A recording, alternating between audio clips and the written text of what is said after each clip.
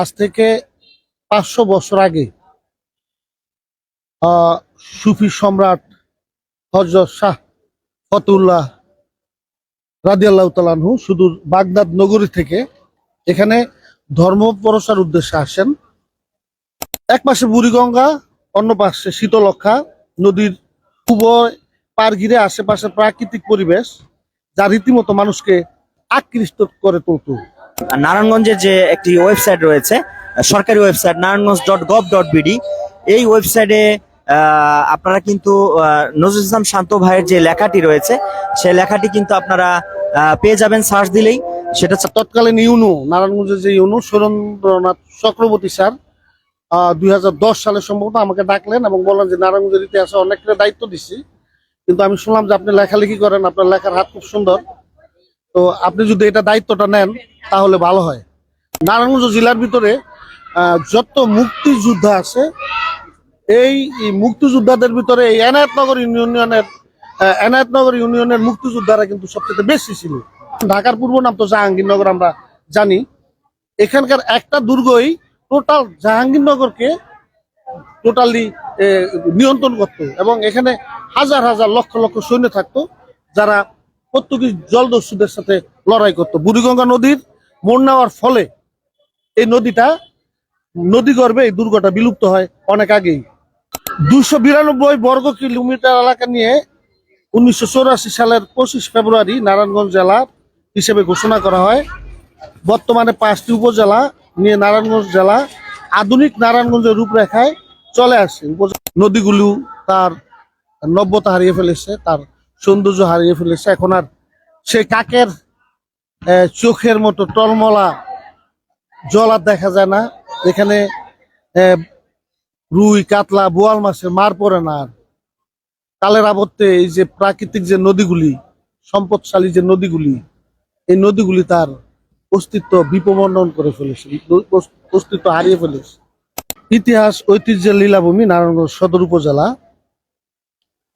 আসলে নারায়ণগঞ্জ আবহমান বাংলার ঐতিহ্যময় এক শিল্প নগরী নারায়ণগঞ্জ এবং নারায়ণগঞ্জ সদর উপজেলা রূপসী বাংলার অপরূপ নিদর্শন হযরত শাহ ফতুল্লাহ রহমাতুল্লাহ আলাইহির পবিত্র মাজার শরীফ। বলা চলে আজ থেকে 500 বছর আগে সুফি সম্রাট হযরত শাহ ফতুল্লাহ রাদিয়াল্লাহু তাআলা আনহু সুদূর বাগদাদ নগরী থেকে এখানে ধর্ম প্রসার উদ্দেশ্যে আসেন এবং পরবর্তীতে ধর্ম প্রসার করেন, এখানকার মানুষকে ইসলামের দিকে ধাবিত করেন এবং একটা সময় তিনি এখানেই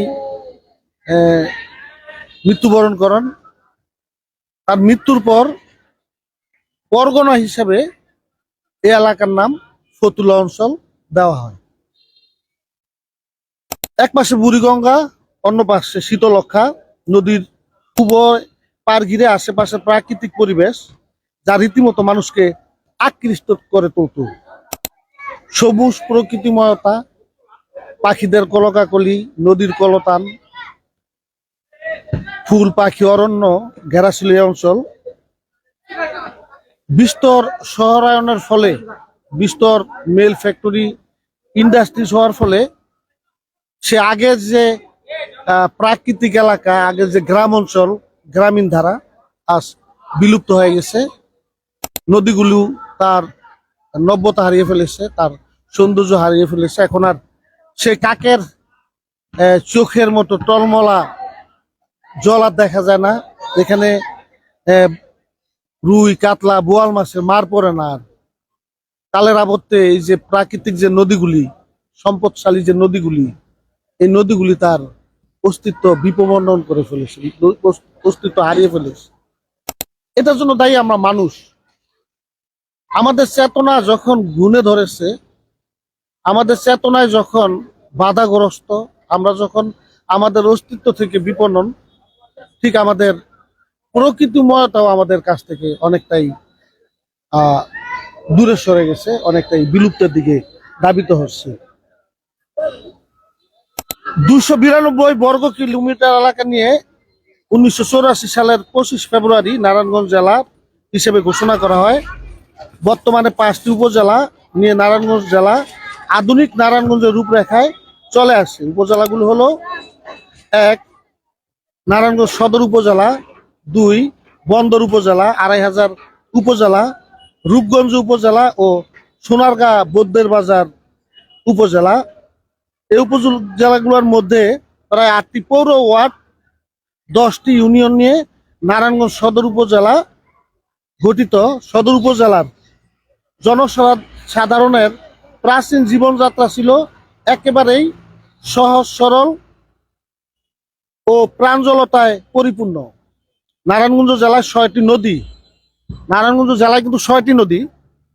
এই 6টি নদীর মধ্যে শীতলক্ষা, ব্রহ্মপুত্র, দোলেশ্বরী ও বালু নদীর অস্তিত্ব থাকলেও নারায়ণগঞ্জ সদর উপজেলার আওতায় রয়েছে 3টি নদী। আমাদের যে সদর উপজেলা ফতুল্লা, আলীগঞ্জ, পাগলা, শহর নারায়ণগঞ্জ অর্থাৎ শাহসারা 2 নম্বর গেট, হ্যাঁ, এই এলাকাটায় শীতলক্ষা, বুড়িগঙ্গা ও দলেশ্বরী অবস্থিত। এখান থেকে দলেশ্বরীর সীমানা সামান্য এলাকা অবস্থিত। দলেশ্বরীর এলাকাটা খুব একটা বেশি না, বলতে গেলে প্রায় 26 মাইল দীর্ঘ বুড়িগঙ্গা নদী সাভারের নিকট থেকে যমুনার শাখা নদী দলেশ্বরী থেকে উৎপত্তি হয়েছে। জাকির, মানে 26 মাইল দীর্ঘ বুড়িগঙ্গা নদী সাভারের নিকট থেকে যমুনার শাখা নদী দলেশ্বরী থেকে উৎপত্তি হয়েছে। আবার নারায়ণগঞ্জের কিছু উত্তরে নারায়ণগঞ্জ সদর উপজেলা থেকে প্রায় 3 কিলোমিটার পশ্চিমে ফতুল্লা ধর্মগঞ্জের 3 গাঙ্গের মোড় থেকে উত্তরে তা দলেশ্বরীতে মিশে গেছে। 3 গাঙ্গের মোড় কিন্তু এটা একটু সামনে, এদিকে বুড়িগঙ্গা, এদিকে বুড়িগঙ্গা, ওখানে দলেশ্বরী, এভাবে এটা 3 গাঙ্গের মোড়, অর্থাৎ এই এলাকা থেকে মিশে গেছে আর কি। নদী প্রবাহিত হলো আমাদের এখানকার যে প্রবাহিত নদীগুলোর একটা বিষয় তো আমি জানালাম। তারপরে এখানে রেলপথ নির্মাণের পূর্বে ঢাকার সাথে নারায়ণগঞ্জের যোগাযোগ মূলত শীতলক্ষা, বুড়িগঙ্গা নদীপথে হতো। পলাশির যুদ্ধের পরপরই এখানকার যাতায়াত ব্যবস্থা ক্রমাগত উন্নতি হতে থাকে। তৈরি হয় রাস্তাঘাট, কালভার্ট, ব্রিজ। নারায়ণগঞ্জের ইতিহাসের প্রেক্ষাপট যেভাবে সাজানো হয়েছে, সদর উপজেলার আশেপাশের প্রেক্ষাপটটা কিন্তু সেভাবে সাজানো হয় নাই। বলা চলে সেই শহর নারায়ণগঞ্জ, তোমার সোনারগাঁ, বৌদ্ধের বাজার, এই এলাকাগুলিকে যেভাবে ইতিহাসে স্থান দেওয়া হয়েছিল, পাগলা, ফতুল্লা কিংবা আলীগঞ্জ, এই এলাকাগুলা কিন্তু সেভাবে কোনো স্থান দেওয়া হয় নাই। অত্যন্ত গুরুত্বের বিষয় হলো ইশাখার আমলে খিজিরপুর নৌঘাটির পরপরই কিন্তু দাপা ও ফতুল্লা দুর্গের কথা বারবার উল্লেখ। ফতুল্লা দুর্গে যে দুর্গটা ছিল, ফতুল্লার কাছে বুড়িগঙ্গা নদী মোড় নেয়ার ফলে অনেক আগে দুর্গ দুটি নদীগর্ভে বিলীন হয়ে যায়। যেমন সুবেদার শায়েস্তা খানের চট্টগ্রাম অভিযানকালে দাপা দুর্গের সেনাধ্যক্ষ মোহাম্মদ বেগ 100 নৌযান সহ এই অভিযানে যোগদান করেন। দাপা দুর্গটি চাঁদপুর জেলার কাছাকাছি সংগ্রামগড়ের সাথে 30 মাইল দীর্ঘ একটি সামরিক সড়ক দ্বারা যুক্ত ছিল। এ থেকে এই দুর্গটির গুরুত্ব অনুধাবন করা যায়। অর্থাৎ দাপাতে একটা বিশাল দুর্গ ছিল। ওই যে নারায়ণগঞ্জের যে নদীর পারে সোনাকান্দা দুর্গ বলো বা এই যে নারায়ণগঞ্জ হাজীগঞ্জ দুর্গ বলো, এর থেকে অনেক বড় ছিল দাপা ইন্দিরাপুরের দুর্গটা। এটা জাহাঙ্গীরনগরকে তখন ঢাকার পূর্ব নাম তো জাহাঙ্গীরনগর আমরা জানি। এখানকার একটা দুর্গই টোটাল জাহাঙ্গীরনগরকে টোটালি নিয়ন্ত্রণ করতো এবং এখানে হাজার হাজার লক্ষ লক্ষ সৈন্য থাকতো যারা পর্তুগিজ জলদস্যুদের সাথে লড়াই করতো। বুড়িগঙ্গা নদীর মোড় নেওয়ার ফলে এই নদীগর্ভে এই দুর্গটা বিলুপ্ত হয় অনেক আগেই।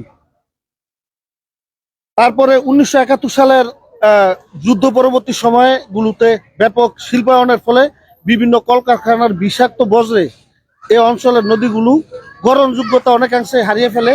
এখন আর সেই কাকের চোখের মতো নদী আমরা দেখতে পাই না। এখন এই নদীগুলি টোটালি বিলুপ্তর পথে। এখানে 71 স্বাধীনতা সংগ্রামে বঙ্গবন্ধু ডাকে প্রেসিডেন্ট জিয়াউর রহমানের সেই স্বাধীনতার মধ্য দিয়ে যে ইতিহাস আমরা দেখি, নারায়ণগঞ্জ জেলার ভিতরে যত মুক্তিযোদ্ধা আছে, এই মুক্তিযোদ্ধাদের ভিতরে এই এনায়েতনগর ইউনিয়নের এনায়েতনগর ইউনিয়নের মুক্তিযোদ্ধারা কিন্তু সবচেয়ে বেশি ছিল। বলা চলে শামসুল হক, আমরা শামসুল হক সাহেবের দেখছি, যিনি এই রাস্তাটাকে খুব সুন্দরভাবে সাজায় গেছেন। শামসুল হক উনি মারা গেছেন। শামসুল হক সাহেব ছিলেন ভাষা আন্দোলনের একমাত্র ভাষা সৈনিক। শামসু জুহা, তৎকালীন নেতা শামসু জুহার সাথে উনি রাজনৈতিক আক্রমণ করছেন। তারপরে তোমার নাসির চেয়ারম্যান আমাদের এখানকার, উনিও মুক্তিযোদ্ধা ছিলেন। এম এ গনি ছিলেন কমান্ডার।